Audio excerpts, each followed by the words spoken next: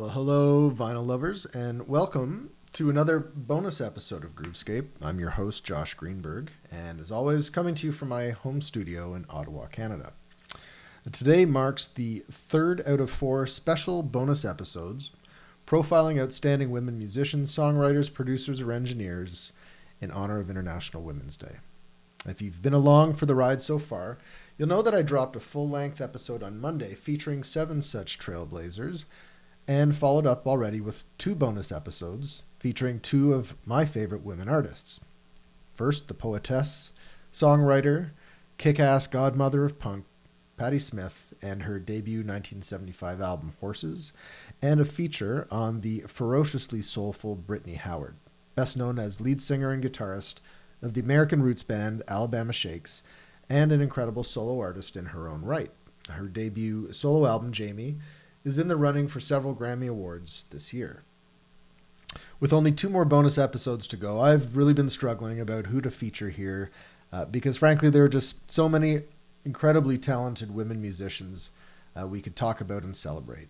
From Madonna to Aretha to Kim Deal, Beyonce, Taylor Swift, Courtney Barnett, Cyndi Lauper, Annie Lennox, Pat Benatar, Carole King, Etta James, Mavis Staples, Nina Simone, the Carlisles, both Brandy and Belinda, the Bangles, Bananarama, Alanis Morissette, everyone at Lilith Fair. You kind of get the point here.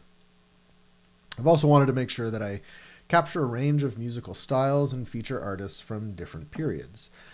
In Monday's episode, there was a heavy prominence of 70s and 80s era artists, and of course, nothing wrong with that at all. But there are, of course, many influential women musicians, songwriters, and so on who came before and since. And I've also focused more on rock and pop, punk, and funk and soul. But as yet, no jazz, no traditional blues, no rap, and no hip-hop. This reflects, I would like to think anyway, less the limitations of my imagination than the holes in my record collection. Anyway, enough of the pretext. Let's get to the music and today's profile. I am super stoked about this one. She's an amazing singer, guitarist, sultry frontwoman, the accomplished photographer. She's a painter and recently a published author.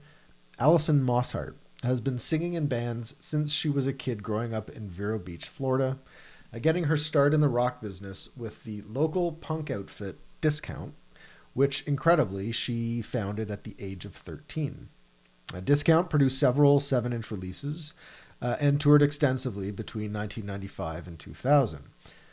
Since 2001, Mosshart has been half of the dynamic duo that is The Kills, alongside British guitarist Jamie Hintz, and she's the lead singer of the power rock supergroup The Deadweather, with Jack White, who needs no introduction, on drums, bassist Jack Lawrence from the Greenhorns, City and Colour and the Raconteurs, and multi-instrumentalist Dean Fertitta from Queens of the Stone Age. Mosshart also recently released a spoken word album called Sound Wheel, which is a companion piece to her wonderful new book Karma, which is Carma, 2 words, Karma, a collection of paintings, photos, short stories, and poems, all about cars, rock and roll, and love. The Kills emerged in the wake of the 90s grunge and punk scenes, influenced by other great all-women acts, PJ Harvey, Bikini Kill, Sleater-Kinney, as well as other bands like Sonic Youth, the Pixies, Nirvana, and Fugazi, among others. Now, Mosshart and Hintz met while Discount was touring England in the late 90s, and after hearing her future bandmate play guitar, Mosshart was staying in the flat downstairs from where Hintz lived at the time. She insisted and persisted that they form a band together. Discount would disband soon after, and Mosshart at the age of 20 relocated to London, and the pair got started almost immediately, initially recording as VV and Hotel, their nicknames, before settling on the arguably far cooler name The Kills, although VV and Hotel still sounds pretty badass to me. The Kills' debut album, Keep On Your Mean Side, was released by Rough Trade Records in 2001 and features some really great songs, particularly the brooding psychedelic track Kissy Kissy, which I played just a few moments ago in the opening of this episode, and the incredibly raw, cathartic, confrontational Fuck the People. Now, this is a song I've listened to a lot this past year. Now, on that track, Mosshart and Hintz, both on vocals and guitar, sneer over the snare and guitar track. You want a warning? You got a warning. Bet you something I can get your mouth shut. Now, the song is equally chilling and exhilarating. Let's give that one a listen.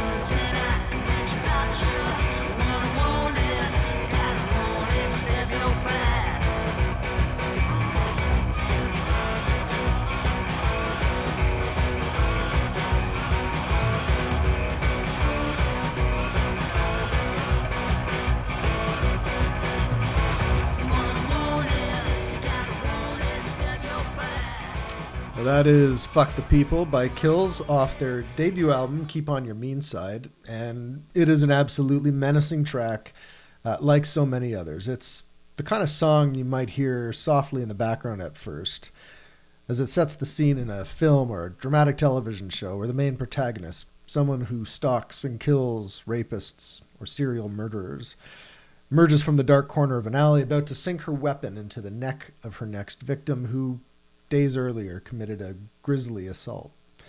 The kill is swift, clinical, and our protagonist coolly wipes her blade clean on her jeans and then lights a cigarette as she walks casually away from her victim, who's lying on the ground in a puddle of his own blood, struggling for his last breath.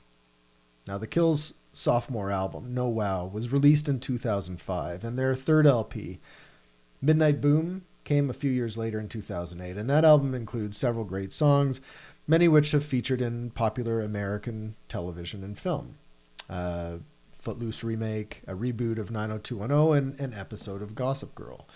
Now, all three of those records, Keep on Your Mean Side, No Wow, and Midnight Boom, were positively received by critics and fans, and the band began to build some momentum for mainstream success based on high-profile late-night TV performances, including Live from Abbey Road, From the Basement, and later with Jools Holland. Two more albums followed. Blood Pressures came in 2011, and in 2016, the Kills released Ash and Ice. Both of those albums, like the ones before it, all released on the Domino Records label. Now, finally, earlier this year, Mosshart and Hintz also released Little Bastards. This is a double album of remastered B-sides and rarities, spanning their career from 2002 to 2009, including a raw and powerful mix of their trademark high-energy roots blues and post-punk rock and roll. Now, let's have a listen, actually, to the lead track from Little Bastards. This is a remastered version of a song called Super Powerless, which was originally recorded around 2008, 2009, if I'm not mistaken, around the time of the release of Midnight Boom. This is Super Powerless.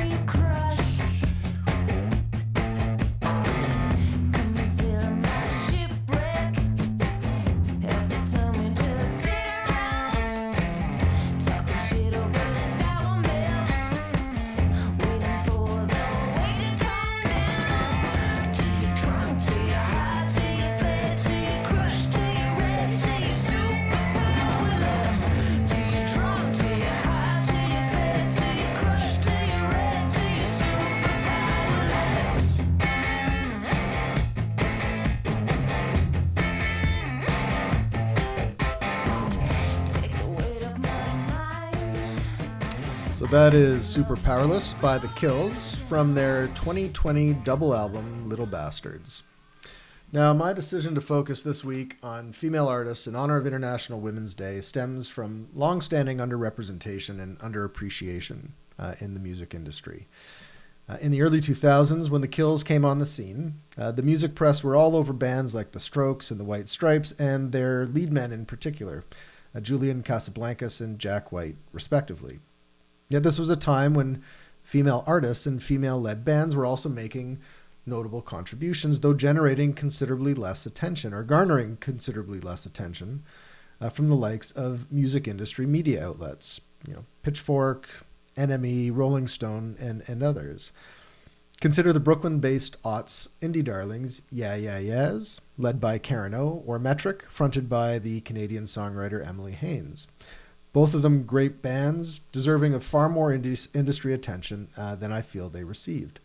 And while The Kills were also rolled into those conversations about that emerging garage rock scene, nearly every time they were covered in those early days in particular, they were always positioned as a band kind of like the White Stripes, even though they sounded completely different.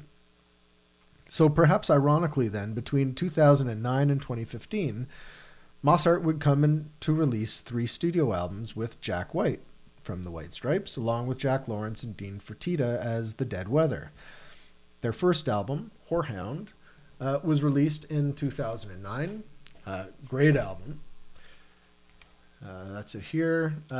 2 others would come soon after, Sea of Cowards a year later, and Dodge and Burn in 2015. I actually have both of those albums, but don't have them for show. We've talked a lot about gender inequality in the music industry in the last few episodes, and though Mosshart is clearly the frontwoman of that supergroup, and she shares equal songwriting credits with her Dead Weather bandmates across all 3 of those albums, the band was consistently referenced in the music press, especially in the early phase of its coming out as a Jack White side project. And as one review wrote, a, quote, reflection of Jack White's genius and his hold on the indie scene. Anyway, this 5 or so year period of rapid output with the Dead Weather did not represent a break from Mosshart's work with Jamie Hintz in The Kills. Far from it. As she explained in an interview, she took the balancing act of performing in 2 very high-profile bands in stride. Quote, being in the Dead Weather gave me such an appreciation for what The Kills did, and what The Kills does gives me an appreciation for what the Dead Weather does. One makes me love the other more. Now, in both bands, Mosshart brings her trademark voice, that kind of bluesy, punk-infused growl that still manages to find soft and tender spots, along with an onstage presence that is at once terrifying and highly seductive. But whereas in The Kills, she sings with a more acute sense of vulnerability, her voice sometimes cracking under the pressure of trying to keep her emotions in restraint, she is positively ferocious when singing in the Dead Weather. Now let's give one of those ferocious tracks a listen now. This is the first single off the Dead Weather's debut album, and it's called Treat Me Like Your Mother.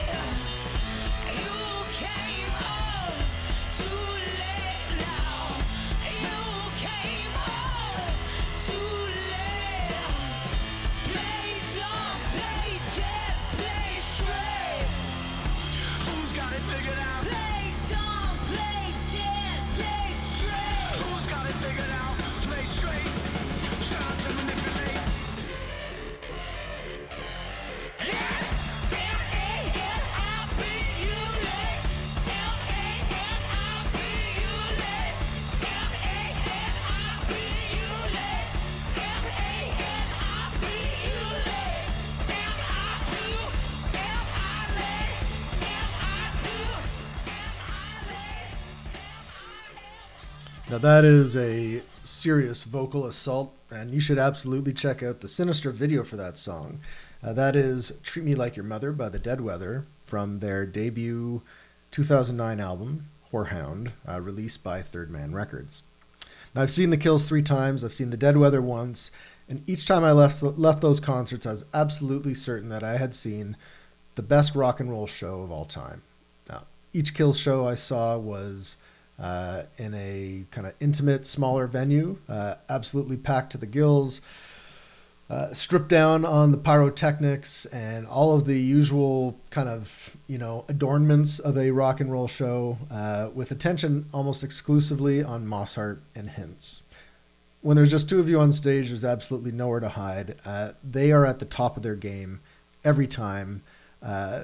Absolutely in command of their show. They perform as a pair. They play off one another absolutely masterfully. But for me, of course, Mosshart is truly the star attraction, taking nothing away at all from Jamie Hintz and his incredible guitar playing. As a reviewer once wrote, to watch Alison Mosshart perform is to watch a jungle cat go through the motions of a hunt, skulking, focused, and serious. I've listened to several interviews where she describes the act of getting into the zone right before she goes on stage, the rush that all performers must feel even when they're absolutely exhausted from the demands and pressures of touring, and how she really feeds off the energy of the crowd. Performing is like a dream state, she once said. When you ride the wave, it's the most incredible feeling. The adrenaline is addictive, and you really can't recreate that feeling anywhere else. It's a magical experience from all sides if you just let it be. Now, the last time I saw the Kills was in Montreal. It was in 2014, between the release of Blood Pressures and Ash and Ice. It was a hot, sweaty show. It was early June. They played several of my favorite tracks. Future Starts Slow, Kissy Kissy, Baby Says, Hum for Your Buzz, which is just an awesome song, and Pots and Pans. It's 13 songs, and followed by 4 kick-ass encores, including the soulful finale, The Last Goodbye. Now, that song comes from the band's 2011 album, Blood Pressures, and it's absolutely captivating and melancholic, offsetting Mosshart and Hintz's trademark hard-edge sound with a string of soft and haunting vocals set against an almost hypnotic piano loop. Let's give that song a listen as we say goodbye to this episode. This is The Last Goodbye.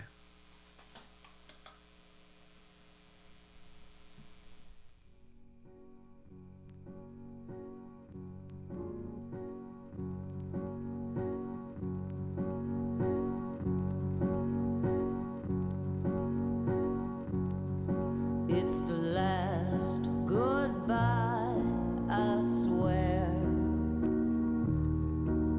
I can't rely on a dime a day love that don't go anywhere.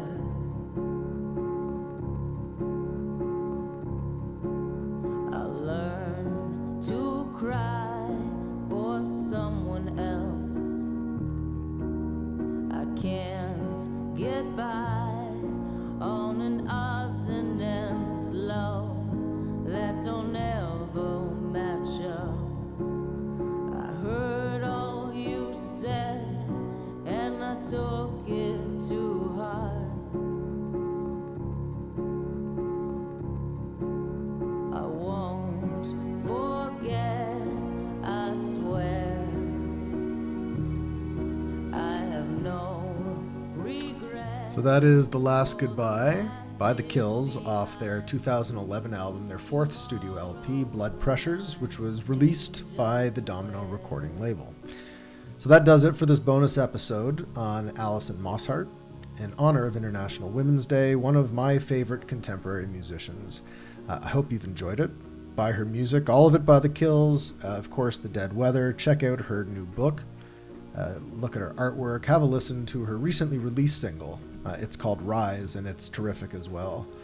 I've got one more artist profile that I hope to post over the weekend. I hope you'll tune in for that one as well. I hope you've enjoyed these episodes for International Women's Day.